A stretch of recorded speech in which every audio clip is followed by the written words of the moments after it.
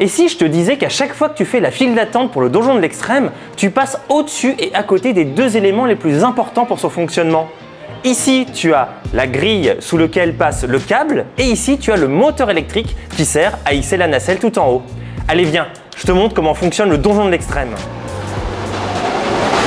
Alors le donjon de l'extrême, c'est une tour de chute libre rotative et c'était d'ailleurs la plus haute du monde lorsqu'elle a ouvert en 2016 avec 105 mètres de haut, dont 95 mètres de chute libre.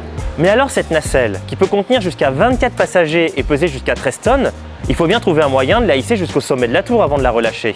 Et ce moyen, il est caché derrière les décors.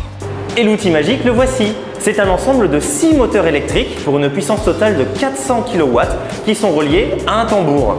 Sur ce tambour, il y a un câble et à l'autre bout du câble, il y a forcément la nacelle. Lorsque les 6 moteurs se mettent en route, ils vont faire tourner le tambour, ce qui va entraîner le câble et donc la nacelle. Alors ce câble en acier, il est évidemment très costaud, il fait 25 mm de section et en fait il est très similaire à ceux qu'on peut trouver dans les ascenseurs classiques ou les télécabines. Mais avant de pouvoir enclencher ce moteur, il faut s'assurer que chacun des passagers soit bien en sécurité dans son siège grâce à son harnais. Chaque harnais de sécurité est équipé de 2 vérins hydrauliques qui peuvent maintenir sa fermeture. Ils sont d'ailleurs vérifiés tous les matins par nos techniciens. Mais comment savoir que l'ensemble des harnais est bien fermé?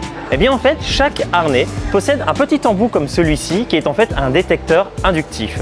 Ce détecteur peut envoyer l'information à l'automate qui gère la traction que le harnais est fermé. Une fois que tous les détecteurs sont activés, alors l'automate en est informé. C'est seulement à cette condition que l'opérateur peut dispatch le cycle, c'est-à-dire mettre en route le moteur et lancer le tour.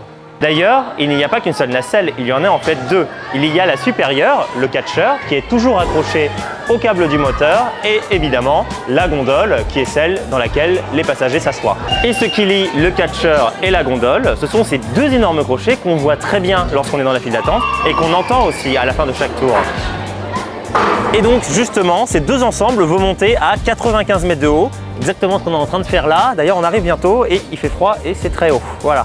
Une fois que le catcheur et la gondole sont à 95 mètres de haut, cette pièce, ce galet, va venir en contact mécanique avec cette pièce le long de la tour et va activer le crochet. La gondole va être décrochée du catcheur et va donc tomber en chute libre sur 95 mètres. C'est donc de la vraie chute libre par pure gravité. Avant d'arriver en bas, évidemment, la gondole va être freinée par des freins magnétiques, mais ça, si tu ne sais pas du tout de quoi je parle, il faut que tu ailles voir la vidéo sur les freins magnétiques qui est géniale, tu vas voir. Bon, nous on redescend là.